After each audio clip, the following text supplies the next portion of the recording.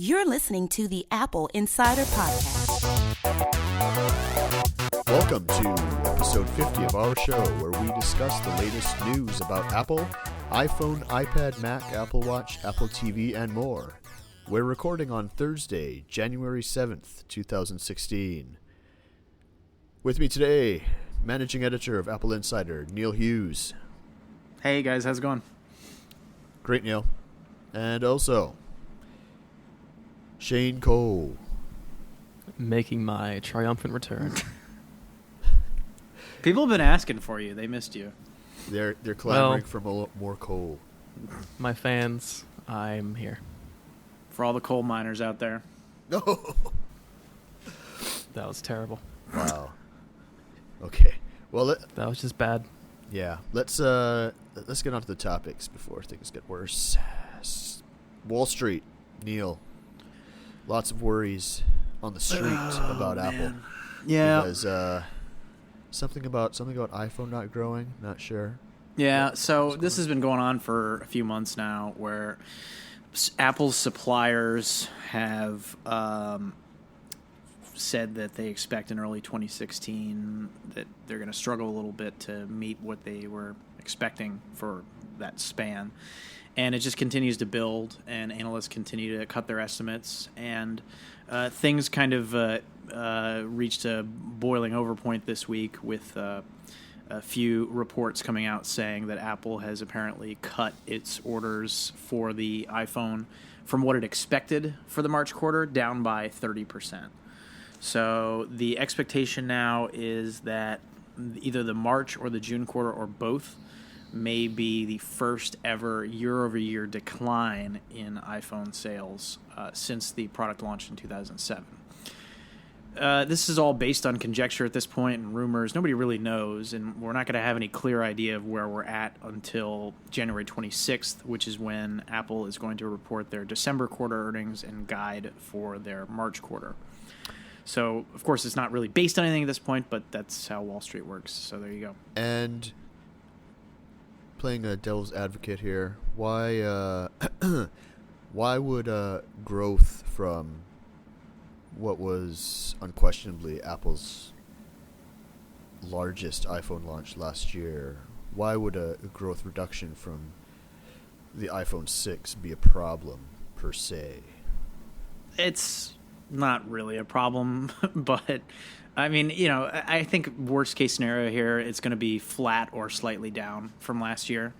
And considering we're talking about a company that is selling more smartphones, premium smartphones than anybody else, and is just raking in cash, Wall Street's only interested in growth. That's all they care about. And that's really what this is about. You look at what Apple trades at compared to what they bring in versus a company like Amazon, and it's not even close, because Amazon continues to grow, and that's all Wall Street really cares about, and that's really what it is.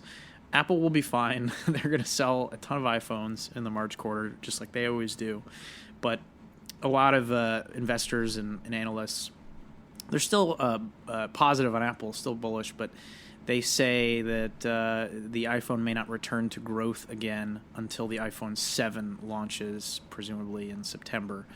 The thinking is that the S product cycles don't generate as much interest with consumers because it's not a new look. It looks the same as the previous year.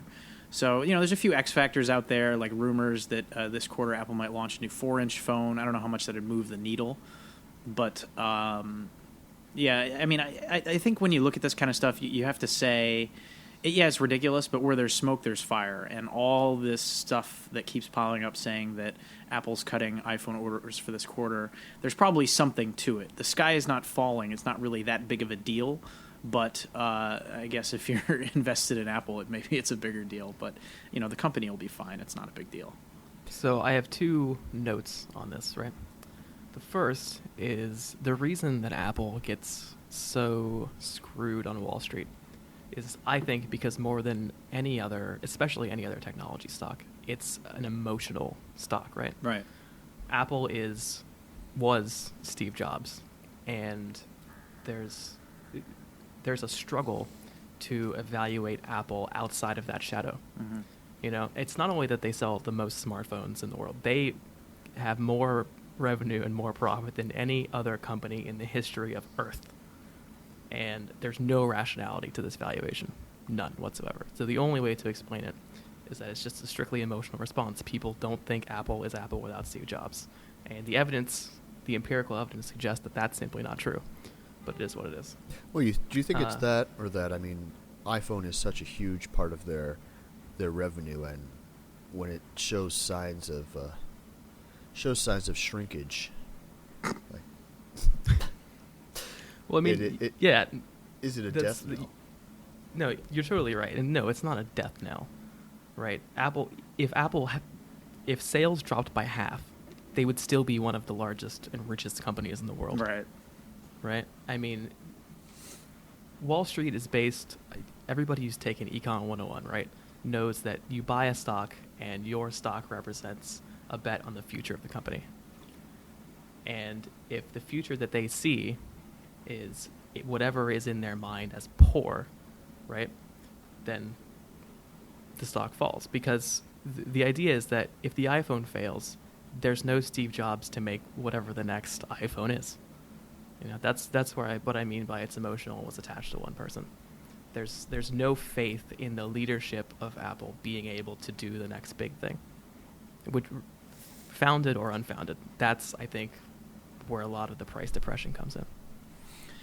And you know, there's been a push from Apple bulls on Wall Street too to try to change the way the company is viewed and look at them as more of a almost like a services company in terms of the way that their revenue comes in, because it's not like, you know, if you're a company that makes TVs, right? One of the problems in the TV market is people buy a big screen 60-inch TV and it'll last them forever. So they just don't buy another TV. With phones, people upgrade their phones every year and a half, every 2 years. So there's been kind of a push for people that are trying to, you know, pump up Apple stock by saying, hey, this company is going to continue to sell iPhones forever. It's not like phones are going away. It's not like people are switching to other platforms. They're going to buy a new iPhone every 2 years, and they've got these people locked in, and they're going to keep making sales, aside from some sort of unforeseen seismic shift in the way that we use our devices. So I think one thing that I think maybe people are discounting a little bit is the level of fear in macroeconomics over what's happening in China. Right? Yeah. That's at the top. My sort of day job involves strategic planning, in part. And that is at the top of every single conversation. Mm-hmm. It's at the top of every conversation I've had with people who are raising money in Silicon Valley. Investors are worried about China. I mean, even angel investors are saying, I don't know if I can give you $100,000, you know. I'm worried about what the market's going to do because of what is going to happen in China. People have pretty much accepted at this point that the government numbers are made up. Primarily because I do not believe you. Raw materials suppliers are reporting stark downturns in the amount of stuff they're sending to China so China can make other stuff. You know? And I think that's that general sort of malaise and sense of impending doom is contributing to this view of the iPhone, because China is a massive market and much of the recent growth has come from China. And if China contracts, then there is a serious problem. Not one that's going to kill the company, obviously, but one that will make the good times stop rolling for a while. Yeah, and you've seen now, you know, as of today when we're recording this, shares of Apple opened below $100 today, which is the first time that they've opened at that level since 2014. So, and this is a story that's not going to go away in terms of Apple's growth and in terms of those larger concerns about China. This is going to continue at the very least until the end of this month, when Apple kind of gives an indication of how things are going. And who knows how much they'll want to say about the March quarter at that point. But I would imagine that you're going to see this kind of hand-wringing continue over Apple until the new iPhones come out in the fall, because that's just the way the cycle goes. Do you have an iPhone 6s, Shane? Yes, I do. And I have an iPhone 6 sitting on my desk, which is in part what's propping up this microphone. It's a paperweight. Yeah, it is. I just been lazy in selling it. All right, well, moving on to more recent news. Apple purchased a artificial intelligence firm today in Emotion. I think artificial intelligence, the Wall Street Journal is the one who said that. I think artificial intelligence, the definition of this is being stretched a little bit. Yeah. To describe what these people do. They do facial sentiment analysis, basically. That sounds like intelligence to me, and it's artificial. So That's true. They take videos of your face, and they make a determination about how you're feeling, right? Is this done in real time? In my mind, I think so. I haven't done a ton. It's happened a little bit ago, so I haven't had time to do a ton of research. In my mind, this is like a computer version of the guy from Lie to Me. Oh, I do like. Oh God, what is his name? I can't remember his name, but anyway, yeah, that dude. Tim. Yeah, Roth. something. Tim Roth. Yeah. There you go. Yeah. Yeah. So what will they use this for? No joke. My money is on they just bought this for the retail stores. Really? Yeah, I think they just did it to learn their customers. What would you learn? Like, track how happy they are? Yeah, absolutely. The entire idea of brick and mortar retail now is to keep it going by making your customers happy. Is there going to be an internal corporate video of smiles were down 13% this week at our stores? Customers are less happy. We need to up the happiness. No, I mean, it's all about tracking people, how do they move through the store, where do they pause, how long do they pause, what do they interact with, how do they feel when they interact with this thing. I am still laughing about that's hugely valuable data. I am still laughing about the Wall Street Journal calling this artificial intelligence. I think based on their logic, the anti-lock brakes in your car are a form of artificial intelligence. Yes, that is also intelligent and artificial. I mean, to be honest, there may be some deep neural net stuff going on behind the scenes that we don't know about. Well, they bought that company that did the digital character creation for the new Star Wars movie, right? So they've made some interesting acquisitions in this field. I don't know where they're going with it. It just, I'm thinking... There's been a lot of talk about, no home button on your iPhone, and Johnny Ive did that interview where he was saying it's so slow to press a button on your phone and turn the screen on, and he was talking about how with the Apple Watch you just raise it and it turns on. Maybe something along those lines coming in, like future iPhones or something like that. I mean, where were they? Because, some people are thinking, virtual reality or... no, that doesn't make sense. Yeah, that's not Apple. I mean, Apple might certainly create a way for virtual reality to be done on its platforms, but Apple's not going to get into the business of virtual reality. I mean, that's just not. So if they're not using the technology for what it was designed for, which is advertising, to be honest, then my second theory is that it's just an acqui-hire, that they're doing something with facial recognition, perhaps security related. We've seen them explore that, and for that matter, millions of people explore that before. The stuff that exists right now is not great, because it doesn't take depth into account.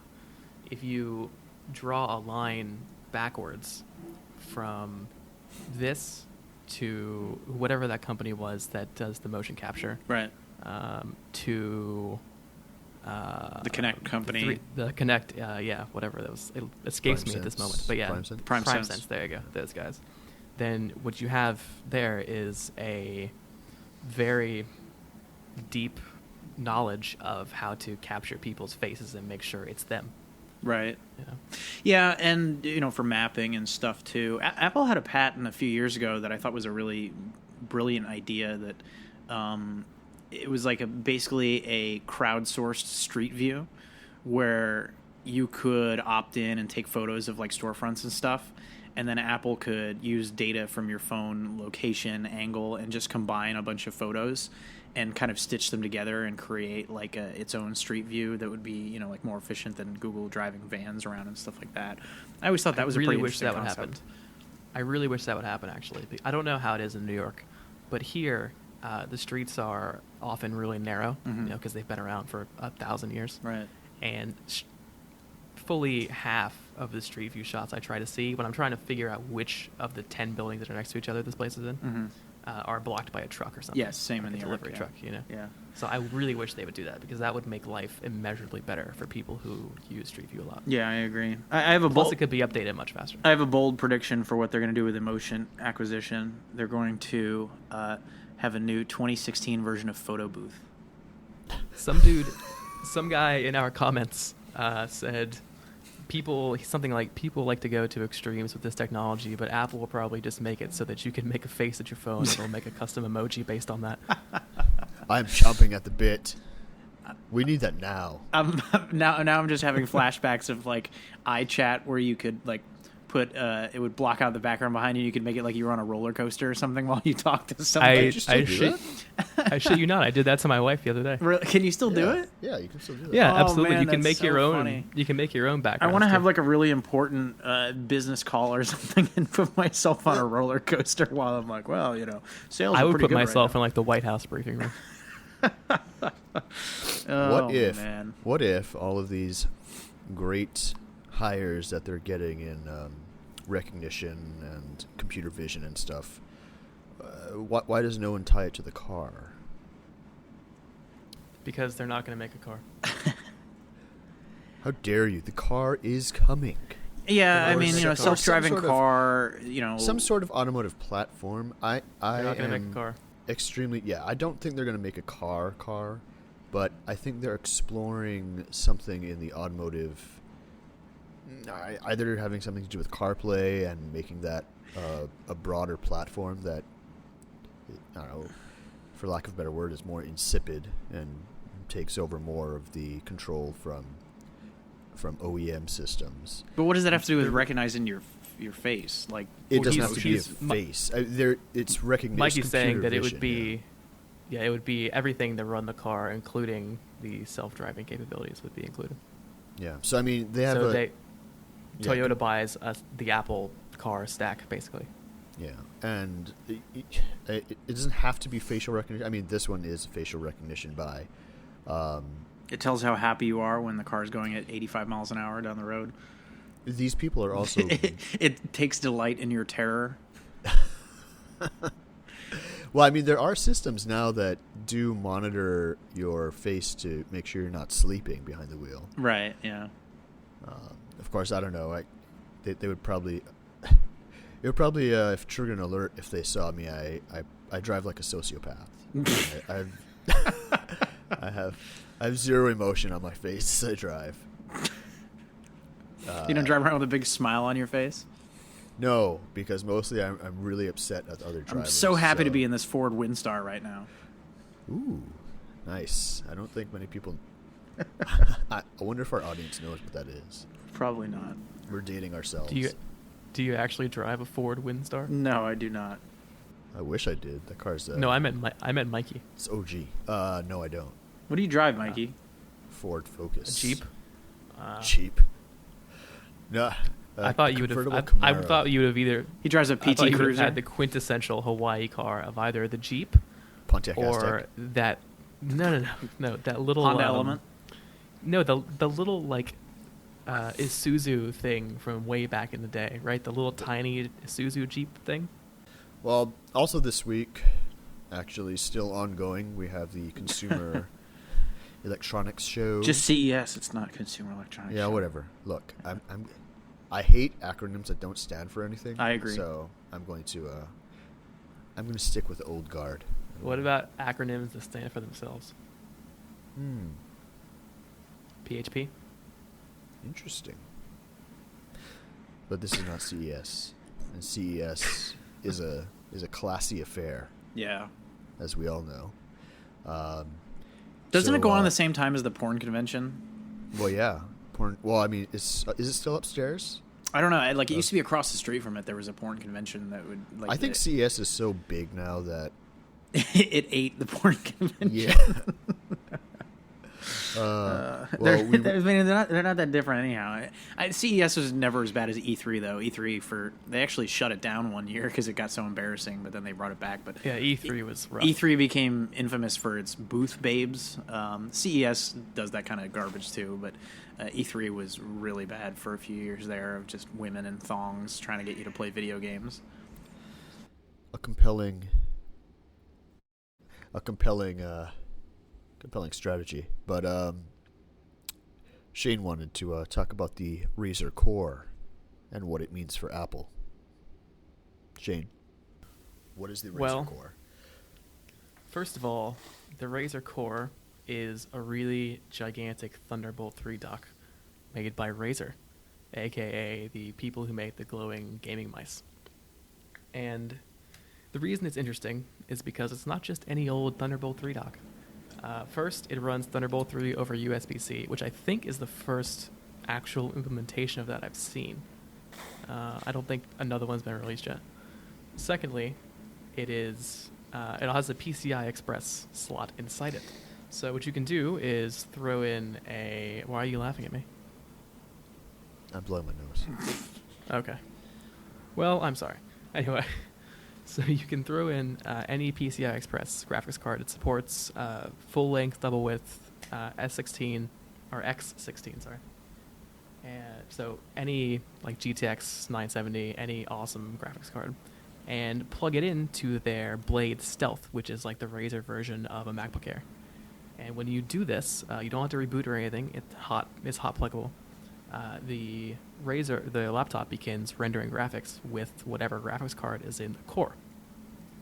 And an external GPU, especially connected by Thunderbolt, is something Mac gamers have been asking for forever, right? I really want one because I would like to be able to... I have a discrete GPU in my laptop, and I would still like to get one because my discrete GPU can't handle Crysis, for example, right? And if it could, in my laptop would melt soon after. But you can't do it. You can do it, but it's really hacky. There's no first-party Apple support for Thunderbolt GPU drivers. They're not hot pluggable. You have to basically write your own kernel extension to get it to work. Generally, it really sucks. The overall ecosystem for external PCIe cards on Mac is not great to begin with. Like even professional video editors have problems with fiber channel stuff or external capture cards, things like that. But it really just is non-existent for external GPUs. And me, and I guess Neil, and every Mac gamer on Earth really wants Apple to do this. And clearly it can be done because Razer just did it. So Apple, the richest and most powerful corporation on Earth, we beseech you, give us this thing. When Thunderbolt first came out, there were rumblings. Wasn't there also... Didn't a company say they were going to do something similar? Neil, yeah, there were in the early days, Intel was blocking it. They wouldn't allow it to be supported through Thunderbolt for whatever reason Intel had. Now you can, like I said, you can technically do it, and people have done it, and it works. But it's not easy, and it's not stable. Yeah, there's no turnkey solution for it, though, right? Yeah, and there won't be until Apple puts effort into it. Yeah, Apple doesn't have the software support for it, so you have to, like Shane was saying, you have to do it yourself. You got to buy all this hardware; it's expensive. But you know, Apple could make something like this. They could put a graphics card into a Thunderbolt display, and you could plug in any Thunderbolt capable Mac and have it automatically drive the display and use the GPU and have enough bandwidth to give you better graphics. And then when you're on the go and you want a small MacBook Air, you've got a MacBook Air on the go. It seems like a no-brainer to me. I mean, it seems like this is something that should have been out there for a while. So PC gamers are going to get this thanks to Razer. I don't know how big of a market there will be for it, but this is something I think that on the Mac would, not only for gamers, but for anybody doing any sort of high-end graphics work, stuff like that, I think that this would be a professional grade thing that a lot of people would be interested in. Do you think that Apple is perhaps hesitant to do it because it would be an admission that their laptop is not everything that you need? Well, they don't even have to do it. You know, I put out a Thunderbolt display as an example, but if they just had the support in OS X silently, and you know, they wouldn't have to sell it their servers, they wouldn't have to do anything. It could just be people, you know, enthusiasts doing it on their own. and graphics card makers selling it as an accessory and stuff like that. It wouldn't be an admission of anything. It'd be an optional thing you could do with your computer. It's no different from plugging in a mouse or anything else. So I mean, it's like I said a second ago. There's already an ecosystem around external PCIe cards on the Mac, and it's mostly for professional video editors, right? Fiber channel storage, or especially now with the Mac Pro, that Thunderbolt is the expansion port of I guess Fiat, external capture cards, and all that kind of stuff. People already do externally. I don't think Apple would ever actually make this kind of product because they just wouldn't sell enough of them. But like Neil said, enabling third parties to do so is something that they can and I think should do. Indeed. I mean, one example of why this is important, to tie this into another popular story from today, is the Oculus Rift won't support Mac because there is no Mac, I guess other than the Mac Pro, but that's such a small percentage of Mac installs that is capable of driving it. Yeah. Did you pre-order one, Lenny? Or do you have the DK? I don't have a Windows PC to drive it with. Oh. Yeah, I don't have a. I did install Windows 10 on my computer this week, but. I'm sorry. Yeah. Are you going to tell the story now? Oh, I mean, I guess I can. I went through a process this week. I just moved into a new place in Brooklyn, and I now am the proud owner of a receiver with support for AirPlay. So some listeners out there may know that I'm a big proponent of AirPlay. I think AirPlay is quite fantastic. I use it a lot to stream music, different zones. I use an Airport Express, stuff like that. I now own a receiver, Denon, or how do you pronounce that company? Denon. Denon. It's the Denon AVR-S710W, a great name. And it's got built-in AirPlay support, so it connects over Wi-Fi or Ethernet, and it shows up as an always-on option for playing music, which is great. So before, if I wanted to play stuff through my home theater system, I'd have to go over to the TV and turn on the TV and the receiver and then switch over to the Apple TV to use AirPlay. Now I have a speaker that's just kind of always in standby mode and works. The reason that I own this receiver is because I thought that my old receiver had died, went through a long trial and error process, only to discover that the receiver that I had before was perfectly fine, and now I have two receivers. It was the HDCP on my projector that has broken. Now, for those of you who aren't familiar with HDCP, what does it say for? Hardware digital copyright protection or high speed or something? I don't know. Something like that. Something along those lines. And it should just be called BS because that's exactly what it is. It's a complete creation of Hollywood and cable companies and movie studios and television studios and all that is just another example of how if you try to prevent piracy, all you're really doing is making it inconvenient for law-abiding citizens such as myself. What happened was HTTP handshake stopped working, and what this does is it makes sure that your receiver and your TV and your Apple TV all know that each is like a legitimate product. So that way you're not recording an episode of NCIS and putting it on BitTorrent. Or something like that, right? So if HTTP breaks down, then none of your stuff works. And I couldn't get a picture on my TV, and I thought it was my receiver. It turned out it was my projector that I own. And HTTP just completely broke down. But when I plugged directly into my projector from my Apple TV, it worked fine. So the way that I actually discovered that this was the problem was I could use anything on my Apple TV. It was fine until I tried to stream a movie from iTunes. Then it would say, HTTP handshake doesn't work. You can't watch this movie on here. So kudos to Apple for actually letting the entirety of the tvOS platform work aside from copy protected content on iTunes. At least you can use it if you don't have, a compatible TV or something. But I mean, it's such a crock of BS. The fact that this stuff doesn't work, and it's designed to prevent piracy, but the pirates have already found a way around it anyhow. All you're doing is inconveniencing people. I mean, could you imagine like if somebody like your parents or something encountered that error, they wouldn't know what the hell was going on, and to tell them they'd have to go out and buy a new TV so they could use their stuff, and it's criminal at that point. Are we talking about gun control? I zoned out for a second and caught the tail end. So anyhow, through that whole process, I ended up installing Windows 10 on my Mac because I was updating the firmware on my projector, which cannot be done through a Mac.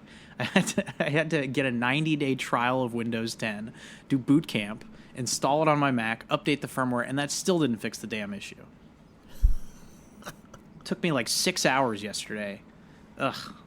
Now I feel unclean. I have to wipe that partition and get Windows off there. But did you get it to work in the end? No, the HTTP still doesn't work? So, here's my fix now that I got, right? I had to buy a $40 HDMI splitter from Amazon that's going to get here tomorrow that strips the HDCP and tricks your devices into thinking everything's kosher. So now I'm going to run my HDMI cables through some sort of a splitter that is now going to allow it to work, apparently. And we'll see if it actually works when it gets here. But the only other alternative is to buy a new TV or projector. Their safeguards are actually turning you into a pirate. It's just like, yeah, exactly. So now I have it so I can output without digital copyright protection to two devices. I could plug it into some sort of device and record stuff. And, oh, man, what am I going to do? Record nightly episodes of the PBS NewsHour and put them on the internet? Who gives a crap? The feds are going to knock down your door. Such a joke. You've admitted this. Such a joke. And so Time Warner Cable, I now have 2 cable boxes here because it doesn't even tell you that it's an HDCP issue. So I got my first cable box from Time Warner, plugged it in, no picture. I called Time Warner, and they're like, oh, well, it must be the box. We'll send you a new one. They mailed me a second one, same issue. I didn't realize that it was a copyright protection issue until I screwed around with the Apple TV and got an actual error message. So they don't even give you an error message. You don't even know. You just plug it in and it doesn't work. Who comes up with this crap? Can I just stop for a moment and say that I called it as HTCP about 2 seconds after Neil started telling me this story? I started to tell him the story earlier today, and I was like, yeah, I have a projector, or I bought a new receiver that has AirPlay, but it was because of this issue. He's like, oh, yeah, HTCP, right? It's like, oh, well, there you go. See? You should have called me. Unbelievable. Absolutely unbelievable that this is tech, and this is why Apple will never release a television set, because I mean all of this it's absolutely insane. You have to be like a systems integrator to understand how to get all this stuff to work. It's, well, also because it's a terribly low margin business. Well, and it's a terribly low margin business, and you have to deal with these stupid companies like Time Warner and all the movie studios and everybody else who require stuff like HDCP. Apple has to put HDCP on their content and on their Apple TV because otherwise they wouldn't be able to sell movies. Because Warner Brothers is really worried that someone's going to use that as a method to record Batman and put it on the internet. Like the pirates haven't already figured out a way to rip it. Come on. This is so. I'm getting totally off track here, but this is a place where I think losing Steve Jobs really hurts Apple for 2 reasons. One, because of who he was and the sheer browbeating he could give people to make them do what he wanted. Yeah. But 2, because of how the degree of control he had at Disney. Right. Disney is the biggest content company in the world. And if they're not the biggest, I can't imagine they're not the biggest by revenue or by any financial metric. But if they're not, they are the most important, especially in the United States. There's no question about it. Between Disney proper and ABC and ESPN, they're it, right? And Marvel and Star Wars. Yeah, now especially, Marvel and Lucasfilm. And they can push through anything they want. Right. So if you have Steve Jobs as Disney's largest shareholder and simultaneously the CEO of a major tech corporation, I think you would have seen a huge amount of change by now that hasn't happened because that dynamic doesn't exist anymore. And like as we were saying earlier, people don't think Apple's the same without Steve Jobs. I think it's largely untrue, but I think this is one specific place where it's absolutely true. You just don't have that kind of presence anymore. Yeah, I can agree with that. You can actually still see the influence of the partnership between Disney and Apple in when you buy Blu-rays. Pretty much nobody supports iTunes digital copy anymore except for Disney. and everybody else has Iger's moved on on the to board, ultraviolet. isn't he? What? Iger's on the board, isn't he? Yeah, Iger's on Apple's Yeah. board. I mean, so there's a lot of partnership between them. But if you look at every other movie studio, Universal, whoever, run down the list, they've all backed this stupid ultraviolet format. So if you like to buy Blu-rays, you can't get your movies on iTunes anymore unless you're buying Disney movies. Those are the only ones that come with iTunes digital copy anymore. It's just everybody else just kind of moved on and decided they're going to create their own thing. Why they do this, I have no idea. It's not good for consumers. And Bob Iger is one guy who gets it. A few weeks ago, he was talking about the Apple TV and how he likes the interface and stuff like that. And he was saying that as content creators, what they need is to make sure that this stuff is as frictionless and easy for consumers as possible. He gets it. And you look at companies like Time Warner and Comcast, and you look at some of these movie studios and all that, and everything that they do is designed to make your life as miserable as possible. I mean, that's how they control everything that you do. So I was trying to watch TV the other night, and I couldn't get my cable box to work because of all this HDCP stuff. So I said, well, Time Warner has an app that allows me to stream live TV on my iPad. I'll just use that. And so break out my iPad Pro. I got to figure out what the password is. All right, I get logged in. I got live TV on there. I'm like, I'll just AirPlay it to the Apple TV. Screw it. I don't need a cable box. Swipe up on the control center at the bottom, choose AirPlay, and then choose mirroring, send it to the Apple TV, get an error message up on the Apple TV. This app does not allow output over HDMI. I mean, Time Warner is literally putting up a roadblock. Why? Because they want me to pay them $15 a month for a cable box. And if I could use their live streaming app on my iPad and beam it to my TV, then I don't have to pay them for a cable box anymore.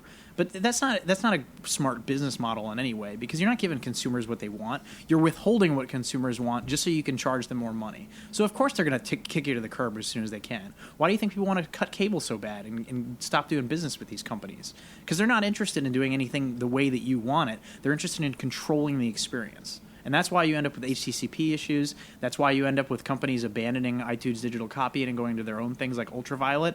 It's just so they can control the experience from top to bottom. And it has nothing to do with what you want as a consumer.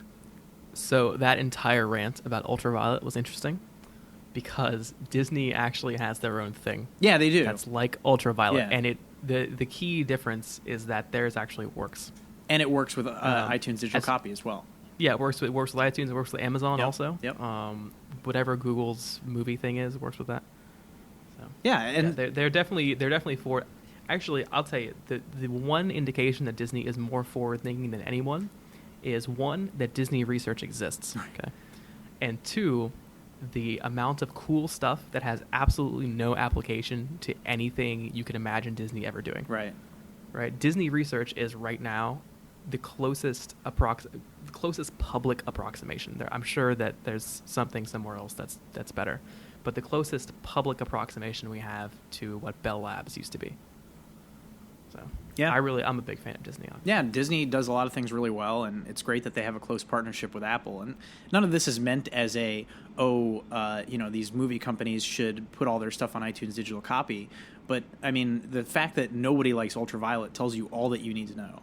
The fact that I can't plug in my cable box and have it work. If I do it over component cables, which are not digital, or the analog cables, works absolutely fine. But because I'm using an HDMI cable, then it gets blocked out. I mean, who comes up with this crap? Movie companies have shell shock over what happens to the music industry. Yeah. And they're just desperately trying to make it not happen to them. And in the process, they're missing a massive opportunity. Sorry, I was dying.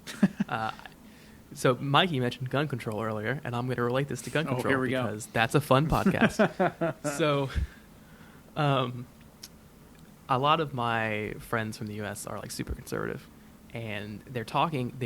The thing they were most upset about during the president's speech was that he slammed the NRA.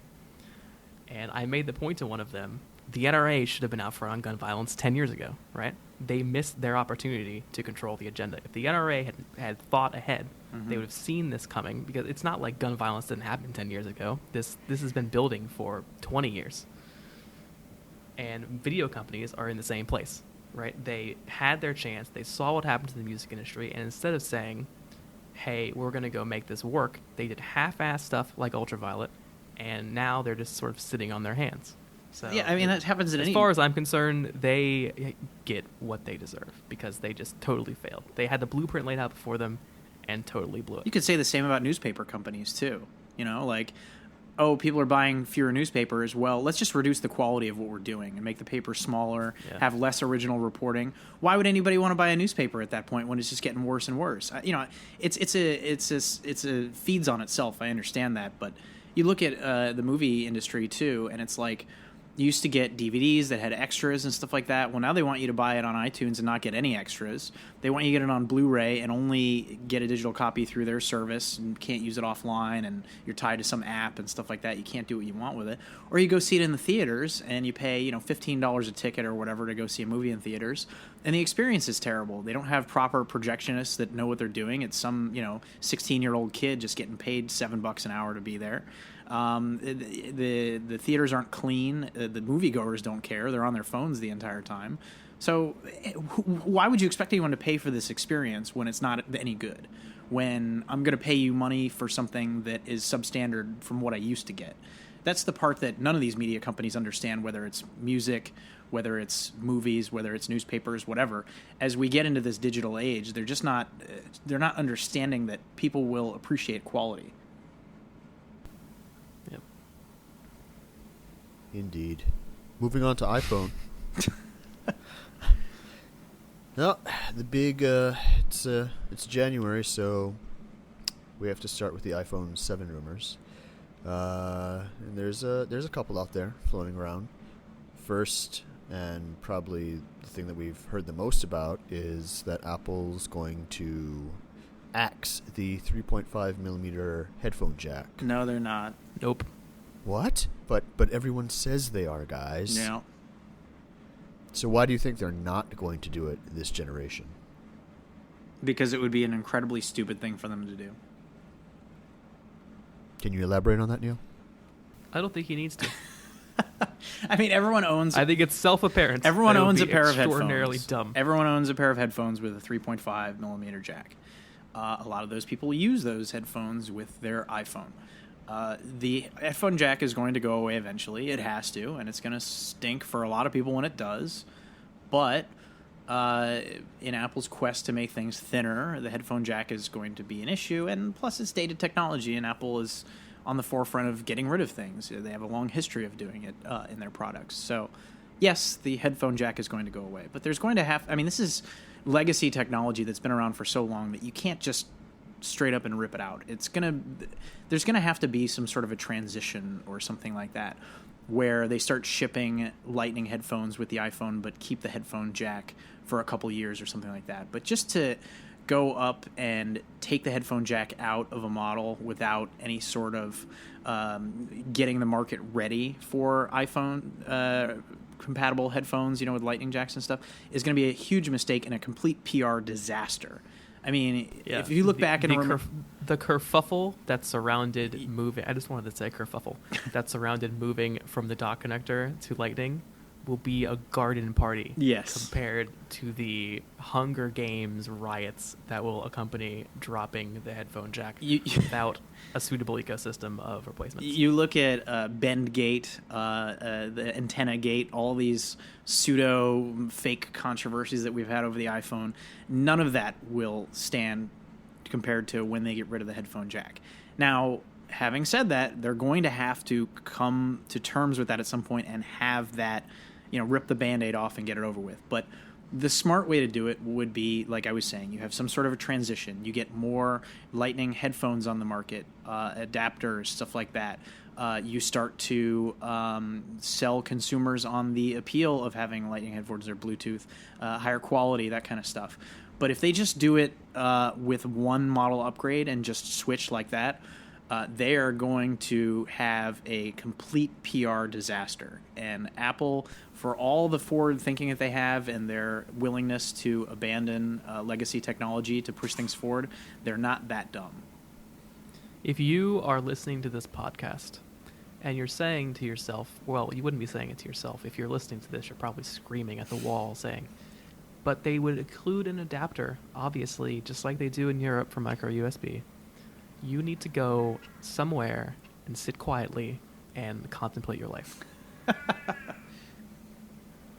Because if you think that's actually a good idea, and if you're listening to this podcast, you probably love Apple, and if you think that's a good idea that a company you love would actually do, you need to reevaluate your life. Now that I've offended everyone, let's move on.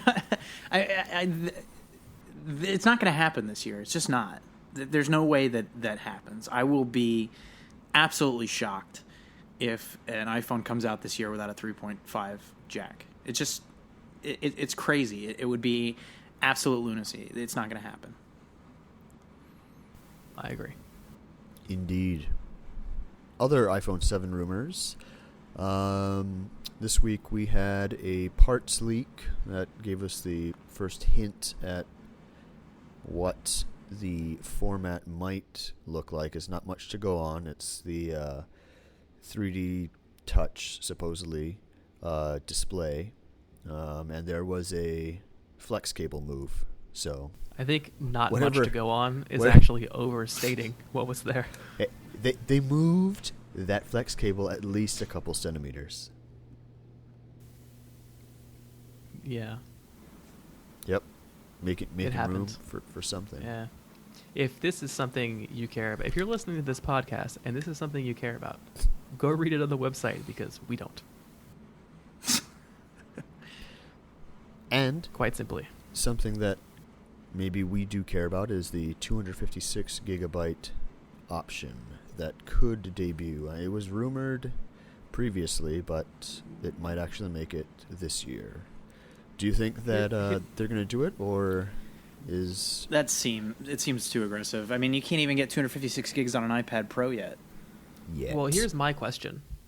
What are people using all of this space on their phones for? Apps, I always buy the 64 gig version, and I have a ton of apps, and a ton of them are games. I take a lot of pictures, and I listen to a lot of music, right? But I still have like 20 gigs remaining. What do people use all this space for?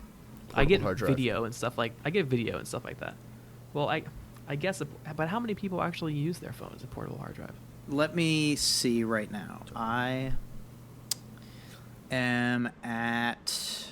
have a 128 gig phone, and I have 24 gigs available. Where's all your space gone? I have 1,500 songs stored locally. I have 316 videos. I have 10,000 photos and 266 applications. So all of your space is in videos and...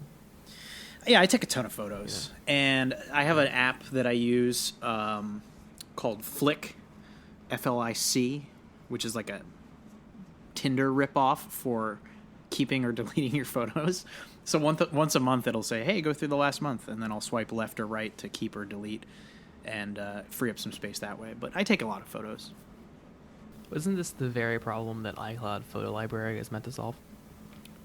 I don't want my stuff stored just on the cloud. I want it stored locally on the phone as well, so I don't have to download it when I want to go through my photos.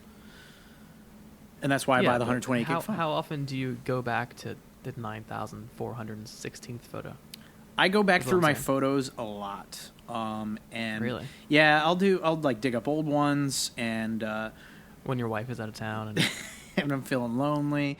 I have like a group conversation with like 7 or 8 friends of mine, and we just text each other all the time, and I'll like do like photoshops of people and stuff like that, and take old photos and make memes out of it and stuff, just for funsies. And I go through my old photos a lot. Okay. So I really enjoy the redesign on photos since iOS 8, was it? Where it makes it easier to have stuff sorted by location and year and stuff like that, where you can zoom in and out. I don't use the search feature. I don't find that as valuable.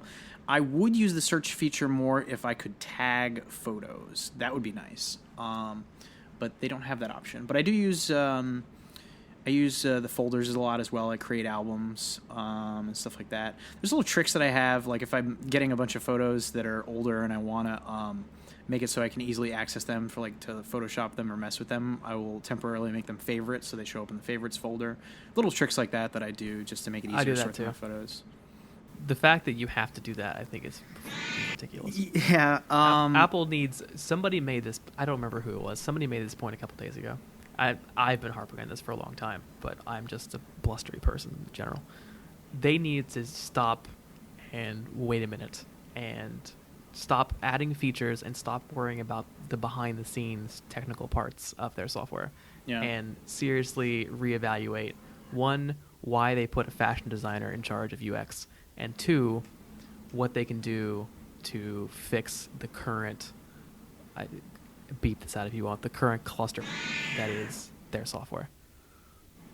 I'm sorry, it is. Music app on iOS is terrible. iTunes is terrible. Photos is okay-ish. Yeah, Photos is a lot better than it used to be. Yeah, they need some more power user features in Photos. You know, iTunes Music, and also just the Apple Watch in general. The Apple Watch was a bunch of good ideas that shouldn't have been used. Right? I was bitching about this to Neil the other day. Why is there no reminders app on the Apple Watch? Right. The fact that there is no reminder, the number one, I guarantee you, the number one use for the reminders app among the people who use the reminders app is a shopping list, which would be the handiest thing on earth to have on your wrist when you're at the supermarket. The fact that there is no reminders app on the Apple Watch is all the proof I need to know that the people who design the Apple Watch don't use the Apple Watch. I'm sorry. It's just you're just the way you're it is. right. The fact that there's no reminders app, the fact that you can't quickly access passes without going to the fiddly little circle home screen.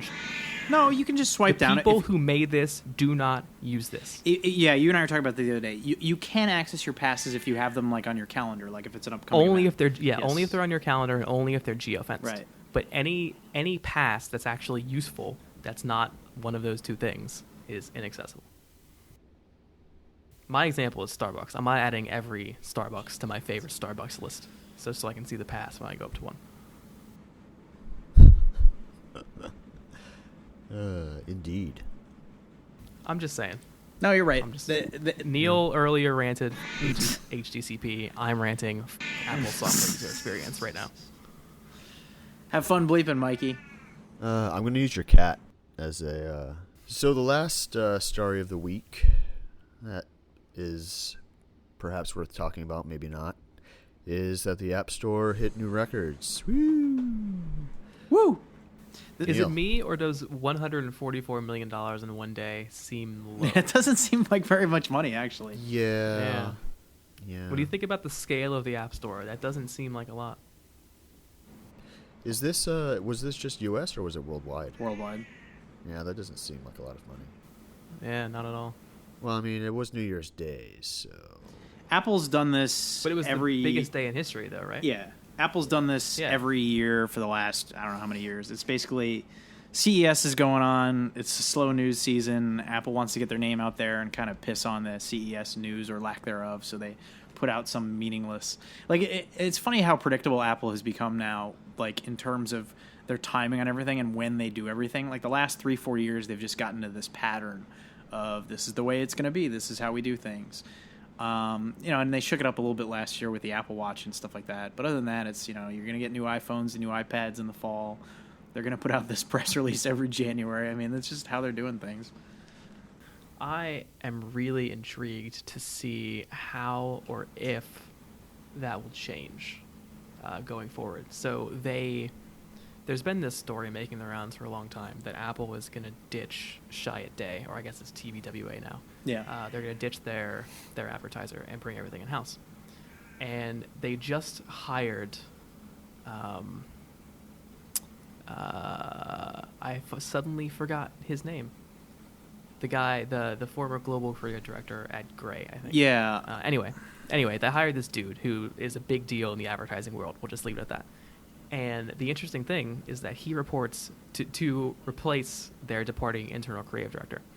And the interesting thing is that he reports directly to Tim Cook. He does not report to Phil Schiller. And Schiller just got all of the developer responsibilities added. So I have to wonder if VP of Worldwide Marketing isn't actually VP of Worldwide Marketing anymore. What's the dynamic there? And if something is changing, how will that affect the way Apple does business?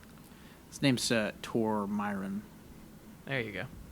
I have no idea how you pronounce it. I probably butchered the poor guy's name. Sorry, but Yeah. If you're from a Nordic country and we messed that up, please direct please all your send your comments hate to mail Neil's to me. cat.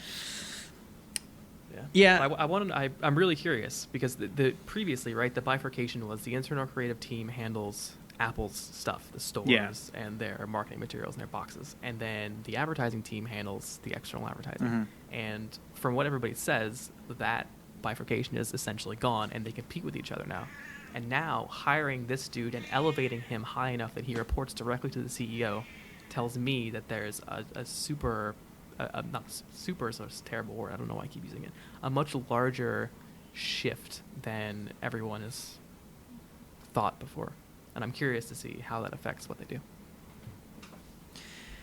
Yeah, they almost feel in some ways kind of stagnant in this routine, right? And, Tim Cook made some comments a few years ago about, he's going to double down on security. I don't think they've done a very good job of that. Pretty much every time a new product comes out, we know almost everything about it. The one exception would be a couple years ago when they announced the Apple Watch before launching it. We didn't really know anything, and that was because it wasn't being manufactured yet, and they hadn't said anything to developers. So, we had an idea they were going to do a watch, but we didn't really know what it was going to be. Apple TV the reality, did a pretty good job with as well. The reality of the global supply chain is that you just can't keep everything a secret. I don't think they did a very good job with the Apple TV. You think they did a good job? The leads are such. Are you saying global or Chinese supply chain? Well, yes. The global China-based supply chain. Yeah. Well, when it's developed here, or when it's manufactured largely here in the U.S., not too many leaks. You thought there's a saying in China, just before we move on, there's among my friends who do manufacturing, that no copyright, copy is right. That's pervasive throughout the whole thing. Mikey, you thought they did a good job keeping the Apple TV under wraps? I mean, I think we knew everything about that. Aside from, the bright colored UI, we knew it was going to have a remote with Siri in it. We knew that it was going to have a touchpad. We knew that it was going to have an app store. I think, but here's the thing: how many of those things were just wild ass guesses that happened to be correct? I mean, the touchpad and stuff is good. I mean, it's been floating around. The rumor that it's coming out has been floating around for so long that it's given people so much time to make every guess known to man. But I think they did surprise with. People thought it was going to be a weird form factor. It's just a fat Gen 3, and they put in the A8 chip, which and they kind of overclocked it, which is interesting as well. But I think I'm talking about a hardware aspect of it. We didn't know what it was going to look like. Right. We didn't know what the remote was going to look like. Whereas, we're already starting to see parts leak for the iPhone, and it's 3 months after the last one launched. Yeah, and part of that too is the Apple TV didn't get in people's hands until almost 2 months after they announced it. So they had the convenience of not having it be in a manufacturing stage. But generally speaking, even with the Apple TV, when we're like 2 weeks out from an Apple event, we know everything that is going to be announced at the event, and we know what all the details are going to be for the most part, right? I mean, you look at, we're 9 months out or whatever now from a new iPhone, and so things are starting to come together, and we're getting an idea. But when it's August 31st, we're going to know pretty much everything about this new iPhone. We're going to know what it looks like. We're going to know definitively whether or not it has a headphone jack. Spoiler alert, it will. We're going to know almost everything about it from a hardware perspective. The software is where they can surprise a little bit because they can keep that in-house. It's all in-house. Yeah. The hardware, though, they just can't. And especially with an iPhone, they got to produce 15 million of them to have shipped out a week and a half after they announce it. So they're starting production now because they're going to ship 100 million of them this fall for the next iPhone. So it's really hard for them to keep secrets on that kind of stuff, and they're not going to be able to do that no matter what. I don't think. I think that's just kind of an inevitability of the size of their business. I think, honestly, the biggest surprise of all of 2015 of Apple's announcements, the one thing that nobody knew anything about or expected or saw coming, was the smart connector on the iPad Pro. Was there anything else that they announced in 2015 that we didn't know was coming? We knew about 3D Touch. We knew about... Right, but everyone thought in the leaked parts, because there were cases and stuff and there was a hole there, everybody thought that was going to be a USB-C port, is what they thought. So nobody even knew that the smart connector was a thing. And what makes it even more amazing is that they actually partner with Logitech on it, which you would think would make it even more likely for the information to leak out. But oh, are you kidding me?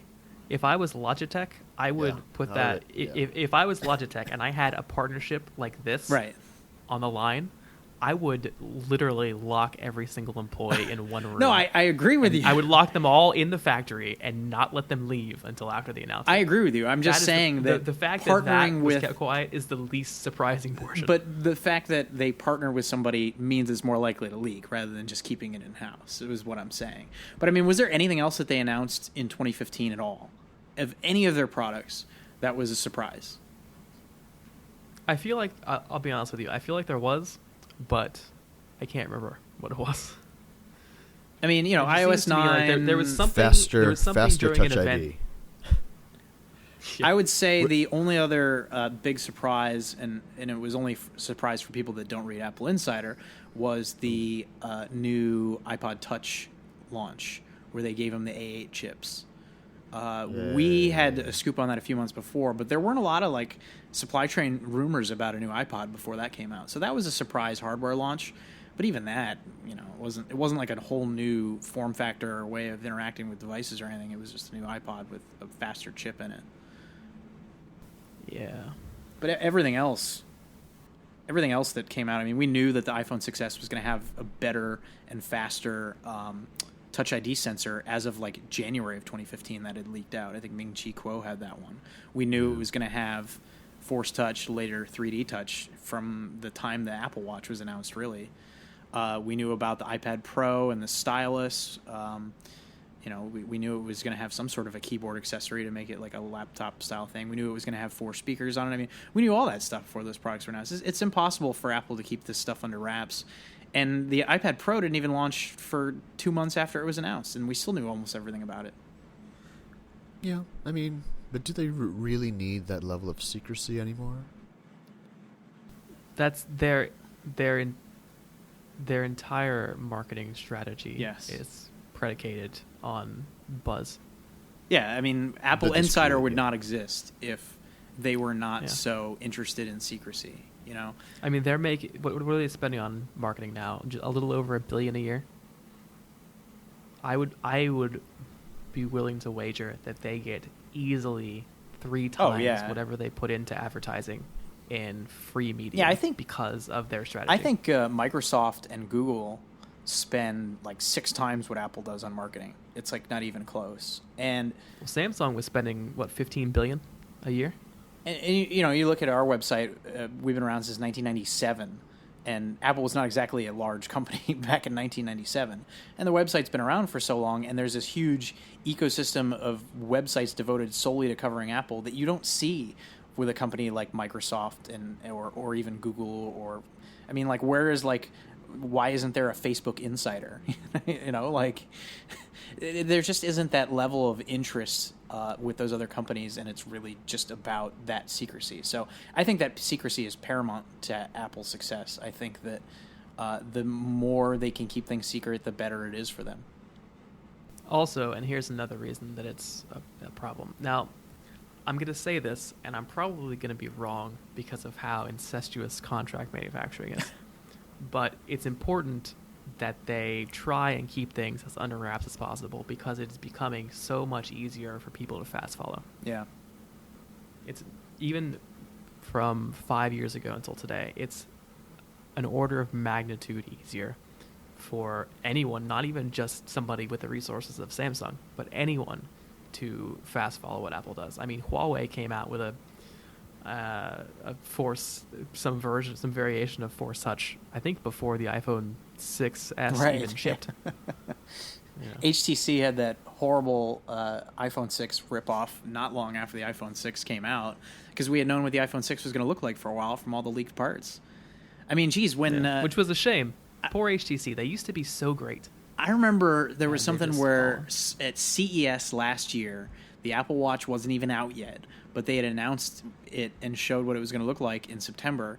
So someone was at CES selling Apple Watch knockoffs that like ran like, you know, some undercooked version of Android and looked like an Apple Watch, and you could buy them they before were available in stores here. But that was before the product even hit store shelves. Like, that's how quickly these companies can take something and turn it into, you know, and copy it and do something. It's crazy. Yeah. So yeah, secrecy will never go away, and Tim Cook can speak all he wants about doubling down, but like I said, the reality of having such a massive supply chain and being such a large company is there's no group of people this large in the world that can keep a secret. There's just not. Not even the U.S. government, obviously. That was an Edward Snowden reference. Good stuff. All right, Very well. topical. Yes, very. All right, well, that's our show for today. If you want to follow Neil, where can we find you on the web? Well, you can read my rantings at AppleInsider, and you can also follow me on Twitter at ThisIsNeil. And Shane, where can we find you? You can find me at AppleInsider as well, right next to Neil, as it used to be and should be. And you can follow me on Twitter, but you shouldn't, because I don't tweet ever. All right, and I am Mikey Campbell. You can follow me at Mikey Campbell81 on Twitter, and also see you on every CBS affiliate across the United States. Yeah. I read something from you on CBS News today, Mike Campbell. Let's not look that up, because I didn't watch it. How did it turn out? No, not good. Not good. I was on All Things Considered like 4 or 5 years ago. They interviewed me and John Gruber, and like it was so funny. Like all these people that like it was like a 10-second segment or something. They interviewed me for like an hour and used like one word that I said, and it was funny. Like all these people like called like, "Oh, I haven't heard from you in a while. I heard you on NPR." I was like, "Oh yeah, great." Wow, your former classmates listen to NPR? In the circles that I travel in, there's a lot of NPR listeners, so there you go. Interesting. What he's implying by that is that he's a rich yuppie. Yeah. Either that, or he's very poor and wants to appear like I'm a rich yuppie with 2 receivers. Yeah, you bought a new receiver just to get AirPlay. God, Neil. Kill me. So much bourgeois. Yeah. Z. All right. I know. Well, I don't even own a receiver. Yeah. I don't own speakers.